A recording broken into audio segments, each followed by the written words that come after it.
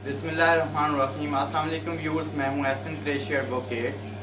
आज का जो हमारा टॉपिक होगा, टॉपिक ऑफ डिस्कशन इस्लामी नज़रियाती कौंसल, इस्लामिक आइडियोलॉजी कौंसल जो है उसके ऊपर हम डिस्कस करेंगे, जो इस्लामी नज़रियाती कौंसल के हवाले से। मगर ये जो टॉपिक है ये इसलिए हमने चूज़ किया कि 2-3 दिन से दोस्त इस हवाले से ये पूछ रहे थे कि इस्लामी नज़रियाती कौंसल ने जो दूसरी शादी के हवाले से रिकमेंडेशन दी हैं उसके ऊपर आप तज़किरा करें कि वो क्या है। उसके ऊपर तज़किरा करने से पहले दोस्तों से गुजारिश है कि अगर अभी तक मेरा चैनल सब्सक्राइब नहीं किया तो मेरे चैनल को सब्सक्राइब कर लें, और जिन दोस्तों ने सब्सक्राइब किया हुआ है उनसे गुजारिश है कि बेल आइकन को भी प्रेस करें ताकि मेरी हर वीडियो का नोटिफिकेशन बर वक्त आपको मिलता रहा करे। अब इस्लामी नज़रियाती कौंसल के बैकग्राउंड को हम पहले देखेंगे, इसकी हिस्ट्री को, पस मंज़र को देखेंगे, फिर इसका क्या फंक्शन है उसको देखेंगे हम, इसके कितने मेंबर्स होते हैं, इसका हेड ऑफिस कहाँ पर है, इस हवाले से हम डिस्कस करेंगे। उसके बाद हम जो दूसरी शादी के हवाले से उन्होंने क्या रिकमेंडेशंस दी हैं उस हवाले से भी हम तज़किरा करेंगे। अब जो इस्लामी नज़रियाती कौंसल है, 1956 के आइन में जो पहला आइन था 1956 का पाकिस्तान का, उसके आर्टिकल 198 के अंदर इसका नाम इस्लामिक कमीशन था। 1956 के आर्टिकल 198 के अंदर इसका नाम इस्लामिक कमीशन था। उसके बाद जो 1962 का आइन है उसके अंदर इसके नेम को चेंज किया गया और advisory council of Islamic ideology रखा गया, और आर्टिकल 199 से लेकर आर्टिकल 207 तक जो 1962 के आइन है उसका आर्टिकल 199 से लेकर आर्टिकल 207 इसको डील करते थे। यानी कि advisory council of Islamic ideology नाम रखा गया। पहले इस्लामिक कमीशन था, फिर 1962 के आइन में नाम को चेंज किया और advisory council of Islamic ideology रखा गया।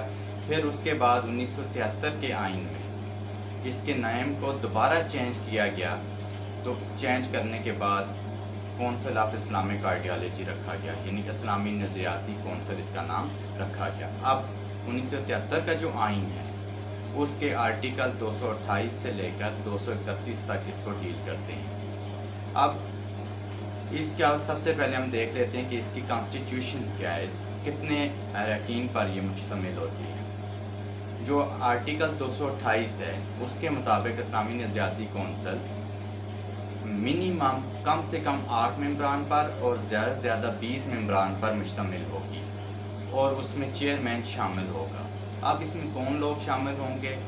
तमाम मुकातबे फ़िक्र के, तो इंटेलेक्चुअल लोग जो अपनी अपनी फील्ड के एक्सपर्ट होंगे उनको इसमें शामिल किया जाएगा। कोई फ़िक़ा का एक्सपर्ट है, कोई लॉ का एक्सपर्ट है, मगर जिसको दीनी और दुनियावी दोनों इल्म कम अज़ कम उसकी जो आशनाई हो, उससे वो रोशनास हो, वो इसका मेंबर होगा।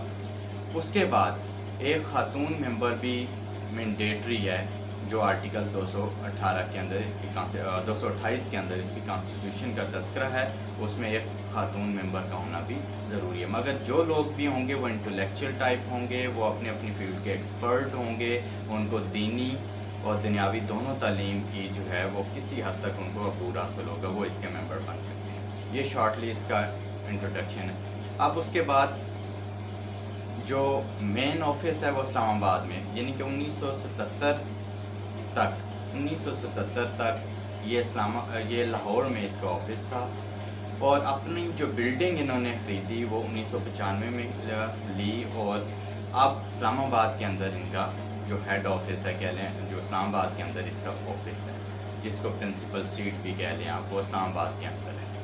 आज तक तकरीबन जो इस्लामी नज़रियाती कौंसल की मीटिंग्स है वो 190 से ज़्यादा मीटिंग्स हो चुकी हैं, और उससे 90 से ज़्यादा ही जो है वो उन्होंने मुख्तलिफ रिकमेंडेशन दिया। अब इनका काम क्या है, इस्लामी नज़रियाती कौंसल का क्या फंक्शन होता है, ये शॉर्टली मैं डिस्कस कर देता हूँ। आर्टिकल 230 इससे मुतल्लिक है। कॉन्स्टिट्यूशन का 1973 का जो कॉन्स्टिट्यूशन है उसका आर्टिकल 230 इस्लामी नज़रियाती कौंसल के फंक्शंस को बयान करता है। मेन फंक्शन ये है कि इस्लामी नज़रियाती कौंसल जो मौजूदा लॉज हैं पाकिस्तान के अंदर, اس حوالے سے ریسرچ کرتی ہیں کہ کوئی قانون جو اسلام کی تعلیمات کے اگینسٹ تو نہیں ہے. اگر کوئی ایسا انہیں کوئی کوئی قانون کوئی سیکشن نظر آتا ہے تو اس حوالے سے وہ اپنی ریکمنڈیشنز دیتے ہیں. لیٹس سپوز مجلس شورا ہے, ریکمنڈیشن وہ گورنمنٹ کو دیتے ہیں. وہ صوبائی گورنمنٹ بھی ہو سکتی ہے, فیڈرل گورنمنٹ بھی ہو سکتی ہے, مجلس شورا بھی ہو سکتی ہے, کسی کو بھی وہ ریکمنڈیشن دے سکتے ہیں جو متعلقہ اتھارٹی ہے.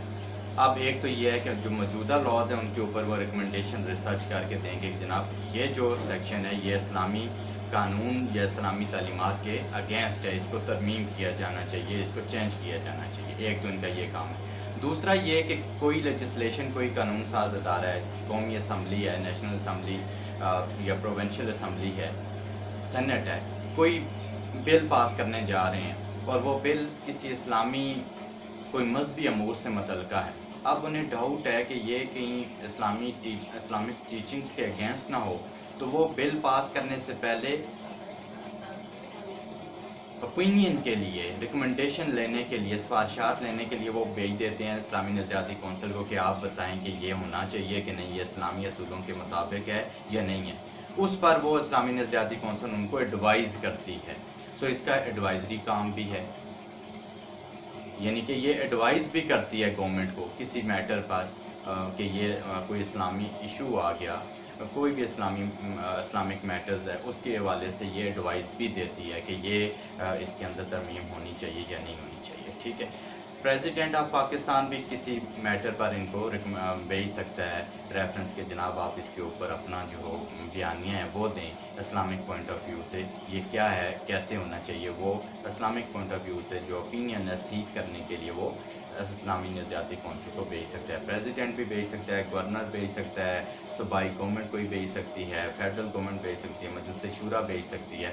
کسی بھی اسلامک ریلیٹڈ میٹرز کے اوپر جو ہے اوپینین سیکھ کرنے کے لیے اسلامی نظریاتی کونسل کو بھیجا جا سکتا ہے. اب یہ تو اس کے فنکشن شارٹلی ڈسکس کر لیے.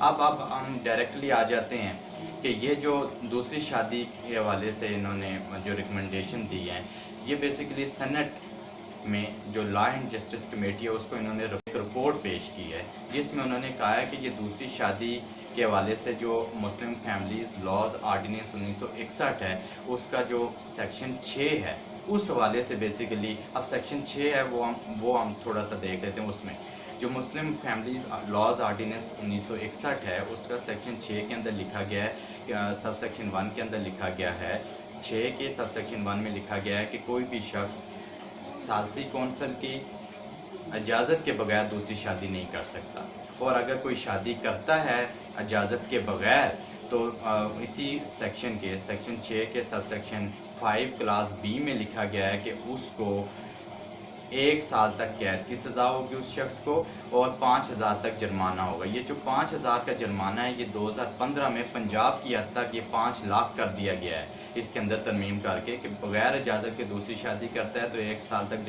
1 سال تک قید کی سزا بھی ہو سکتی ہے, اور جرمانہ بھی جو کہ 5 لاکھ تک ہو سکتا ہے اس کو سزا کے طور پر. اب اس حوالے سے انہوں نے ریکمنڈیشن دی ہے کہ یہ اسلام میں چونکہ 4 شادیاں کرنا جائز ہے, تو انہیں کہا اس لیے کوئی دوسری شادی کرتا ہے یا تیسری چوتھی شادی کرتا ہے ایٹ اے ٹائم 4 بیویوں وہ رکھ سکتا ہے, اسلام اسے اجازت دیتا ہے. لہٰذا یہ جو 6 ہے سیکشن یہ اسلامک اصولوں کے اگینسٹ ہے. لہٰذا انہوں نے کہا کہ اس کے لیے کسی قسم کی ضرورت نہیں ہوتی کہ وہ شادی کے لیے دوسری شادی کے لیے بیوی سے یا ثالثی کونسل سے اجازت لیں, ہرگز اس کی ضرورت نہیں ہے. یہ ایک ریکمنڈیشن ہے. اب اس کے اندر 6 مہینے کے اندر مجلس شورا میں اس پر ڈسکشن ہوگی. ڈسکشن کے بعد یہ بل پاس ہوتا ہے یا نہیں ہوتا یہ وہ بات کی بات ہے. فی الحال یہ ریکمنڈیشنز ہے. سو ویورز مجھے امید ہے کہ یہ لیکچر آپ کو پسند آیا ہوگا.